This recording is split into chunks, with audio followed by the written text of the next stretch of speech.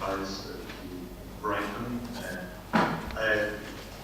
implied that I was not going to be able to be there with you, but I am very thankful for the invitation.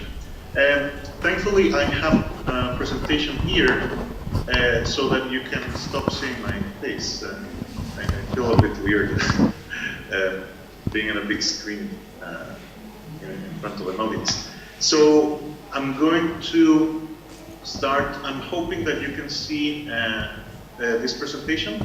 Yes? On screen now. Yeah, excellent. Now, what I'm going to talk about is something that I have been thinking about quite a lot in recent years, and it is part of a book that I just wrote called Internet on Internet Regulation and Networks, and it's what I call the centrality method. I've been warning people about the dangers of the centralized internet, and my concern is that at the moment we are moving away from the ideal that is the internet. The internet is designed and it was created with distribution in mind. What do I mean by that?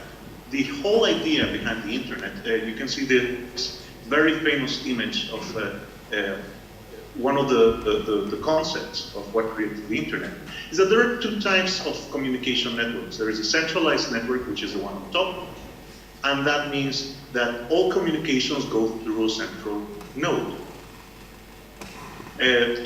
From get to one point to the other, they have to go through this centralized point. The whole idea behind the internet is a decentralized architecture. That means that there are various and very different ways in which communication from one point to the other can get to the destination. That means that if you knock down an entire node, there are going to be other nodes that are going to take up the load. And that's entirely what the internet is all about, decentralization. The internet was never designed to be a centralized system. It's designed to withstand nuclear war, etc., etc. Now, this is the ideal that we have in mind when we think about the internet. In the beginning, this was actually part of the design. This is the famous drawing in December 1969 of the ARPA network, which consisted of 4 nodes, and the centralization was part of the network. It started growing in 1971. There were already some networks, as we can see, mostly connecting research institutions that were related to the military in the United States. And as we see the network growing, both the decentralization is there, but you may start noticing a more pervasive type of centralization. You see that the nodes are decentralized. But by 1993, I think that the centralization in the architectural backbone of what consists of the internet is already shown. And you can see that in this picture quite well. Decentrality is, while the network itself is supposed to be decentralized, this architectural centralization started to show. And we start seeing this as the internet starts growing, and there are stories from this era that, for example, countries that were neighbors physically had to connect to the United States in order to send information via the internet from one to the other. This has been changing slightly, and right now, this is what it looks in 2008. You can still see that there is quite a lot of centrality, particularly in Europe and in the United States. But we see that there is a little bit more distribution. This is only the very basic backbones of what is the internet. We're not even talking about things like domain names or something else, because even though the backbone is a little bit more decentralized at the moment, it is now incredibly centralized in other areas. Hosting, for example. This shows us the top, I think, 15 companies in hosting in the last years. WildWestDomains.com is by far the largest hosting company in the world. And you may know them by some names like GoDaddy. This is a centrality that is in hosting, and of all of these companies, most of them are located in the United States. There is only one Chinese in this list, for example. Look at registers of domain names. The United States is by far the country that has most registers, or most domain registered in that country. Actually, if you take the rest of all of the other countries, you cannot make up as many domain names registered in the United States. Cloud providing. So now that a lot of information is in cloud, of the top 10 cloud providers in 2012, all of those companies that you see on screen are based in the United States. Now, what this creates is a type of centrality that was not built into the system. It was supposed to be mostly decentralized, but we are actually sleepwalking into centrality. And then what happens with something like this is what we are experiencing in the last few months, or we've just uncovered. All of these revelations, that, for example, the Snowden and the NSA revelations, what they are uncovered, or what they have uncovered, is a decentrality actually that was not supposed to be there, is now being taken advantage of by the intelligence agencies in the United States, and to a lesser extent in the UK.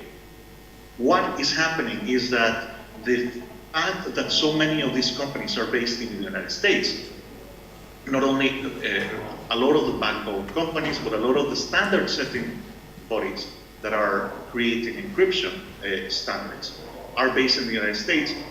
And that means that intelligence agencies can lean on them so that they can build vulnerabilities into the system and even taps into the backbones. That means that it's very easy for one country to spy on everyone else. And that's actually because the system, instead of being centralized, is actually becoming less and less decentralized.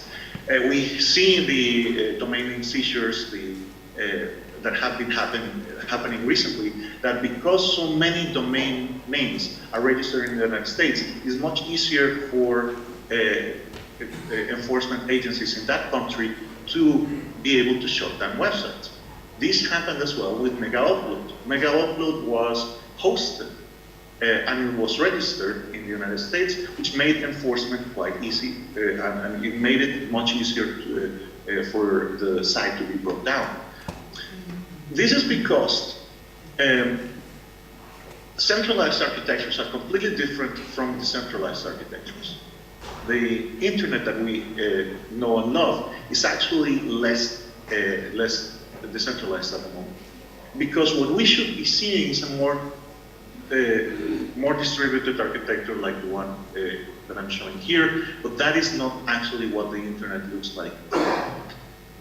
This creates lots of problems. It creates issues, for example, that if you bring down one important node, this may have cascading effects downstream, and it may actually affect more sites than it was envisaged. And this is happening actually because we, as I keep saying this, we have sleepwalked into centrality. We have to wake up and do something about it. So actually, I'm probably taking less than or close to 10 minutes, I'm hoping.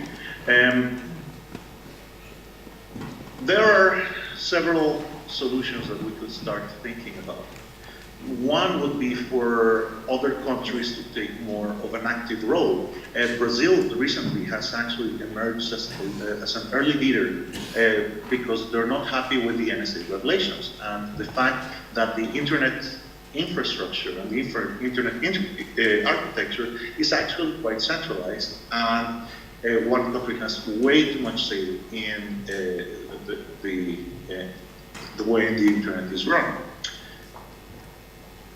There is also a possible solution that we could think of, and it's actually to completely restart the internet. Some would joke, you know, have you tried turning it on and off again, or off and on again? And this is actually very difficult, but it's not a dream that perhaps the internet now at the moment is broken, and I think it's broken at the very basic level. It wasn't supposed to be like this, and maybe we just have to shut it down and create something new. Thank you very much. And I'm not sure if there are any questions, but we just continue. Thanks.